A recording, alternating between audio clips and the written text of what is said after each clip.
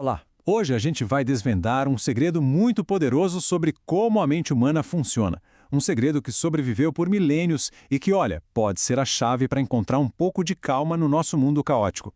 Pois é, vamos mergulhar nisso. Esse tal segredo não é nenhuma teoria moderna, não. Pelo contrário, é uma sabedoria antiga, escrita por pessoas que enfrentaram as piores dificuldades que a gente pode imaginar. Pensa só, há quase 2000 anos, no meio de guerras, epidemias, impérios desmoronando, foi descoberta uma verdade fundamental sobre o sofrimento e a força interior. Sem a nossa tecnologia, eles entendiam a mente de um jeito que surpreende até hoje. E para a gente entender esse segredo, a gente precisa voltar no tempo, lá na sua origem, uma Atenas antiga, no mundo que, apesar de parecer diferente, era tão caótico e imprevisível quanto o nosso. A história toda começa com um desastre. Zenão de Sício, um comerciante muito rico, perde absolutamente tudo num naufrágio. E é lá, no fundo do poço, que ele tem uma revelação que mudaria a história do pensamento ocidental. Ele percebe que a dor dele não vinha da perda do dinheiro ou dos bens, mas da reação da mente dele a essa perda. E foi ali, debaixo de um pórtico em Atenas, chamado Stoapoikile, que o estoicismo nasceu. E aqui, olha, está o ponto crucial. A fonte do sofrimento não está no mundo lá fora, mas na nossa interpretação interna do que acontece. Essa ideia é a chave que destrava todo o poder dessa filosofia. Isso leva a gente para a primeira camada desse segredo: a distinção radical entre o que podemos e o que não podemos controlar. Epicteto, um ex-escravo que se tornou um dos maiores filósofos estoicos, resumiu isso perfeitamente. A gente não reage aos fatos, a gente reage à história que a nossa mente cria sobre eles. Um engarrafamento, por exemplo, não é terrível por si só.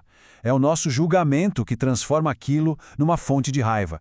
Agora, o que é realmente incrível é como essa sabedoria antiga se encaixa perfeitamente com a psicologia moderna.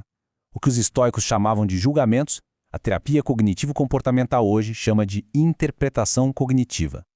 O foco no que depende da gente é o que hoje conhecemos como locus de controle interno. Eles descobriram, só na base da observação, o que a ciência levaria séculos para comprovar. E isso nos leva a um dos maiores mal-entendidos sobre os estoicos, aquela ideia de que eles eram pessoas frias, sem emoção nenhuma. Isso não poderia estar mais longe da verdade. O segredo estoico não é suprimir as emoções, mas entender de onde elas vêm. Eles perceberam algo muito profundo. A emoção é quase sempre uma consequência de um pensamento, de um julgamento que a gente fez antes. O processo é mais ou menos assim. Alguma coisa acontece no mundo. Nossa mente, na mesma hora, dá um significado para aquilo. Isso é bom, isso é ruim, isso é uma ameaça. E só então, como resultado desse julgamento, a emoção aparece. A chave não é controlar o evento lá fora, mas sim interceptar e questionar esse julgamento. Isso nos leva a uma pergunta um pouco desconfortável, mas necessária. Se as nossas emoções são fruto dos nossos julgamentos, quantas frustrações, ansiedades e medos que a gente sente no dia a dia são, na verdade, opcionais? Quantos deles somos nós mesmos que criamos? Ok, mas como é que se coloca isso em prática? Os estoicos não eram só teóricos, não. Eles envolveram um verdadeiro arsenal de exercícios mentais para treinar a mente. E o mais legal é que eles funcionam perfeitamente hoje. A primeira ferramenta é a premeditatio malorum, ou a premeditação dos males. Calma, não se trata de pessimismo, mas de preparação. Ao visualizar cenários difíceis, sei lá, perder um emprego, receber uma crítica dura, a pessoa ensaia a própria resposta. Você treina sua mente para que, se o pior acontecer, ela não entre em pânico, porque ela já meio que conhece aquele caminho.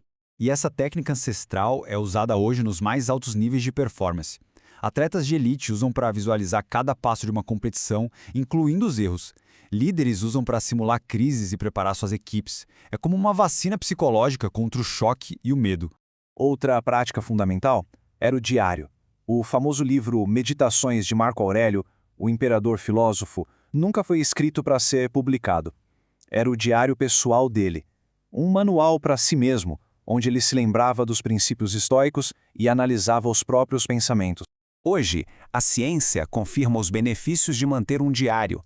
Escrever sobre nossos pensamentos e emoções reduz a ansiedade, ajuda a organizar a mente e, o mais importante, revela os padrões de pensamento que nos controlam sem que a gente perceba. Aquilo que não é colocado no papel continua nos controlando em silêncio. E finalmente temos o amor fati, o amor ao destino. Isso não é resignação passiva de jeito nenhum. É a decisão consciente de aceitar e até mesmo amar tudo o que acontece, especialmente aquilo que não podemos mudar. É parar de gastar energia lutando contra a realidade e usar essa energia para agir sobre o que está ao nosso alcance.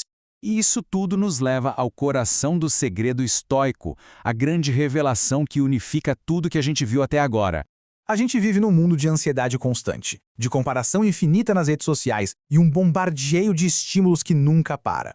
Tentar controlar esse caos externo é uma batalha perdida. O verdadeiro segredo estoico é este. O objetivo não é criar um mundo perfeito e sem problemas. O objetivo é construir uma mente tão forte, organizada e resiliente que seja capaz de prosperar em qualquer circunstância. A fortaleza que realmente importa é a interior. Para pensar nisso um momento. A maior parte do nosso sofrimento não vem do que está acontecendo agora, neste exato segundo. Vem da nossa ansiedade sobre o futuro ou do nosso arrependimento sobre o passado.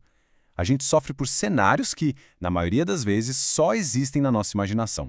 E para encerrar, uma ideia poderosa de Marco Aurélio. O poder supremo não está em controlar o mundo, mas em controlar a própria mente. A força que se procura não está lá fora, ela já está aqui dentro, esperando para ser descoberta e treinada. A questão, então, não é se temos essa força, mas se vamos escolher usá-la. Esse é o segredo da mente histórica.